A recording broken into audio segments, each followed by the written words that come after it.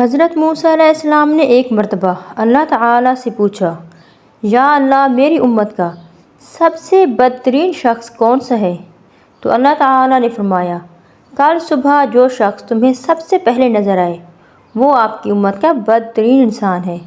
حضرت موسیٰ علیہ السلام صبح جیسے ہی گھر سے باہر تشریف لائے، ایک شخص اپنے بیٹے کو کندھے پر بٹھائے ہوئے گزرا۔ حضرت موسیٰ علیہ السلام نے سوچا، اچھا تو یہ میری امت کا سب سے بدترین انسان ہے۔ پھر اب اللہ تعالیٰ سے مخاطب ہوئے اور کہا، یا اللہ میری امت کا سب سے اچھا انسان کون سا ہے؟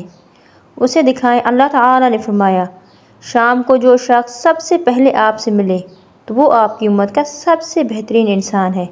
چنانچہ حضرت موسیٰ علیہ السلام شام کو انتظار کرنے لگے کہ اچانک ان کی نظر صبح والے بدترین انسان پر پڑی۔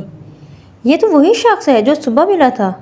حضرت موسیٰ علیہ السلام نے اللہ تعالیٰ سے کلام کیا کہ یا اللہ، یا رب کریم، یہ کیا ماجرا ہے؟ جو شخص بدترین تھا وہی شخص سب سے بہترین کیسے ہو سکتا ہے؟ اللہ تعالیٰ نے فرمایا، صبح جب یہ شخص اپنے بیٹے کو کندھے پر بٹھائے جنگل کی طرف نکلا تو اس کے بیٹے نے پوچھا، ابا کیا اس جنگل سے بڑی چیز بھی کوئی ہے؟ اس نے کہا، ہاں بیٹا، یہ پہاڑ جنگل سے بھی بڑے ہیں۔ بیٹا بولا، ابا ان پہاڑوں سے بھی بڑی کوئی چیز ہو سکتی ہے؟ وہ بولا، ہاں بیٹا، یہ آسمان پہاڑوں سے بھی بہت بڑا ہے، بہت وسیع و عریض ہے۔ پھر بیٹے نے کہا، ابا اس آسمان سے بڑی کوئی چیز ہے؟ باپ نے ایک سرد آہ بھری اور دکھ بھری آواز میں بولا، ہاں بیٹا، اس آسمان سے بھی بڑے تیرے باپ کے گناہ ہیں۔ بیٹے نے کہا، ابا تیرے گناہ سے بھی بڑی کوئی چیز ہے؟ باپ کے چہرے پر ایک چمک سی آ گئی اور بولا، ہاں بیٹا، تیرے باپ کے گناہوں سے بہت بہت بڑی میرے رب کی رحمت اور اس کی مغفرت ہے۔